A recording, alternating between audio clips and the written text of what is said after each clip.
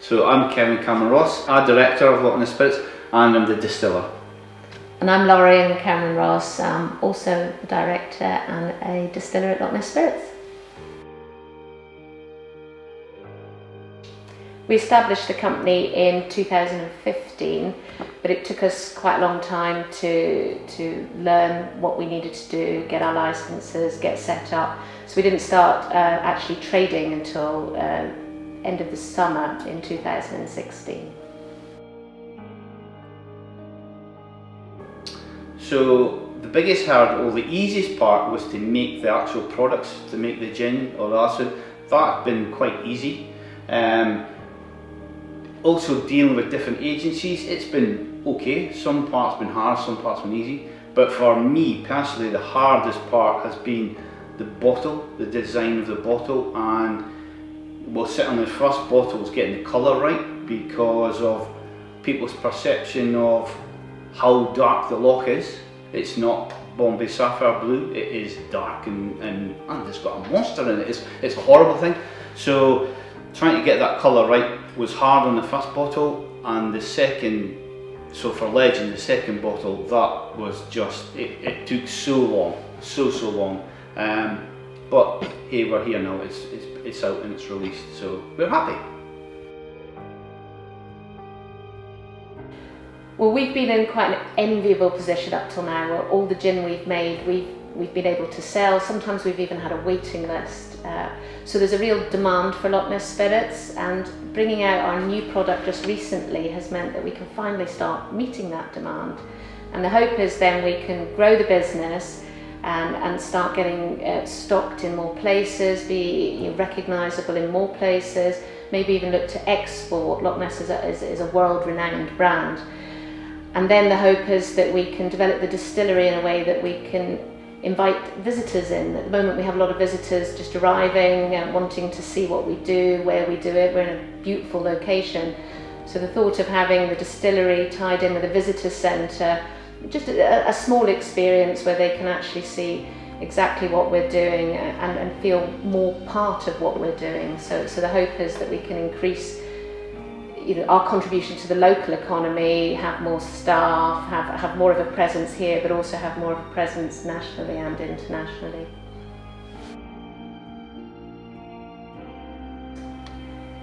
We would probably bring it right down to two words. We have on our bottle real and rare, and that's really important to us as a brand, that it's authentic and genuine. And it's quite exclusive, and it's not found everywhere, and it's quite particular to this geography. For the taste side of it, well, for us I can't tell you what you taste. I can only say that I produce a product that it's authentic. It's made where it's made here. It is made here. Taste wise, it tastes of the Highlands. That's what it tastes of, the Highlands. It's exclusive, that there isn't many bottles around. Yeah, let your taste buds judge your product. So the recipe was developed over roughly about a year, and yeah, we poisoned ourselves many times because when you're trying to bring out a new product, you've got all these mad ideas, mad will this work, will it? And sometimes it doesn't work. In your head it works, but when you try it, you taste it and you go, no. We made a really nice exclusive Loch Ness toilet duck. When we started using pine sap resin, we didn't realise that one granule of pine sap resin is powerful. One sugar cube size, yeah, it's good. I've got minty fresh breath for about 8 years. So yeah, it took us about a year, and it literally was trial and error. Even to this day, family, when they come to the house, always try different potions and different concoctions. And then once we realised that, yeah, we've got a flavour profile that we like, let's then try it on others. So we had a blind tasting in Inverness when we thought we had it nailed, and to see how it went. Our Our location is unique. We're the only distillery on the banks of Loch Ness. It's somewhere that's known worldwide, so that's totally unique to us. Our history is quite unique. Our family have been here for over 500 years, so our ancestors' bones are literally in the grounds of the botanicals that go into the gin. You know, it's a massive history. And the provenance as well of the products that we're using. So the gin that we've made is made with botanicals that come exclusively from the land that we live on. And you know, we say to people, if it doesn't grow within 500 metres of our house, it's not in the gin. And that's absolutely unique to Loch Ness Spirits, and one of the reasons we believe it's so special.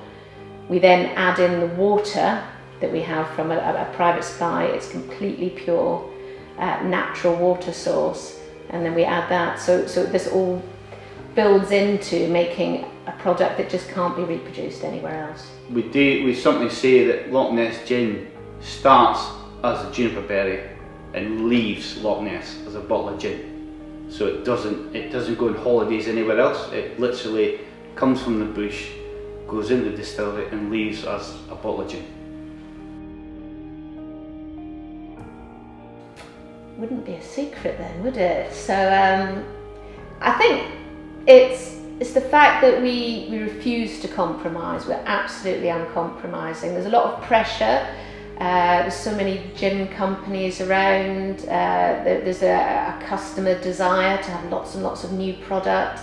So there's a real pressure to put things out. But with that pressure comes a risk that you put something out that's not fitting with the brand that we want to deliver. We want to deliver excellent products, and that takes time. So we've spent a lot of time over a year trying to get our latest product out, all the time thinking, are we going to get left behind? Do we need to get this out quicker? Is there a better way? But we've resisted the temptation to shortcut, and we're really, really pleased we have, because we know that what we've put out is the best we can possibly do. But then we've also been able to show that respect to our customers, and they know when they're coming to buy from us that we're giving them a real premium quality, and we feel proud of that. Our local community feels proud of it, and it's generally sort of good for the brand and how we want to continue. So I think that's probably the only secret I'm willing to give. It's quite a buzz when you go into a bar that you think it's a really good bar, and you walk in and there's your product on your shelf. But the bigger buzz, I guess, is when you go into just a random place by off chance and your product's on the shelf. That's a huge buzz, because you think, how do they know about us? And that's me, that's my product. So that is a massive sort of buzz. So we've now been doing this 2.5 years. I've met some fantastic people, some people that have really got their own stories, and they may not be distillers, they may be the delivery guy or the guy that does our boxes or whatever, but really, really genuinely nice people. Well, we've been really quite well supported at all different levels. We've been supported by friends and family. It's amazing how many friends you've got when you make gin. And family are always willing to help with certainly tastings and advice, and just generally being brand ambassadors and promoting and helping us along the way. Sometimes there's just too many jobs for two people to do. We've also been supported by, we don't refer to our competition as competition, it's gin cousins. We're not really in competition, and we've got a lot of similar problems that we've got to try and find solutions for. So we found collaborative work with local distilleries especially, and asking questions from people that are a bit further ahead than us, and that's been really useful. And then also we've been supported by companies that you wouldn't even associate with gin, but they're running businesses, small businesses in the Highlands. They're running Scottish businesses. They've got the same approach, the same brand values, and we've come across people along the way that have inspired us in how we're going to take things forward, and hopefully we've been able to give them some reciprocal support. So we've had support on many levels.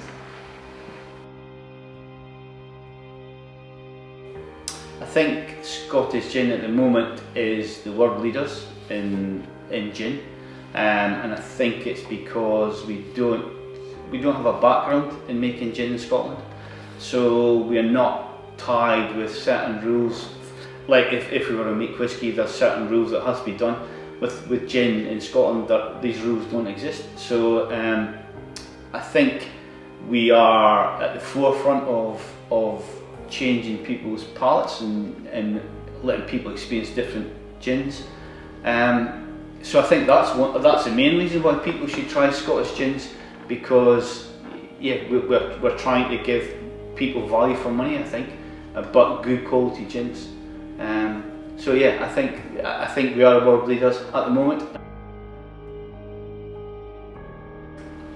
We think that Scottish gin needs to be made in Scotland, final product made in Scotland and bottled in Scotland to constitute it being a Scottish gin. Provenance is the bedrock of our company. It's so important. We are Loch Ness. We are Loch Ness. We live on Loch Ness. Our bottle contains Loch Ness. We can't be anything else except from Loch Ness. So yeah, provenance is 100% important to us. Yeah. I think the fact that our home is here, our distillery is here, our botanicals are here, so you know we are Loch Ness Spirits in more than one way. I think for our business, we hope that we are producing a range of quality spirits, and I think locally we'd like to increase our presence. We'd like to be employing more people. We'd like to have a destination, a small destination for visitors, and then also internationally we'd like to export. We'd like the brand of Loch Ness to go worldwide and to have our squiggle logo recognised by people across the globe. In terms of Scottish gin, I think over the next 10 years it's likely that there'll be a reduction in the total number of products around. Yeah, I think there needs to. I think in 10 years' time, the industry, the Scottish gin industry, will level off. I think that we've pushed the boundaries as far as we can go, and people will be choosing. I guess a normal level of gins as opposed to, well, that's a new gin, let's try this, that's a new gin, let's try that. I think 10 years time people will like, no, that's a gin I drink. So I think the customers will settle down into this is what we like and this is what we don't like. The important thing is what's left on the shelf, what's left on the bar is a high quality product that everyone in Scotland feels proud of and that the rest of the world are looking to.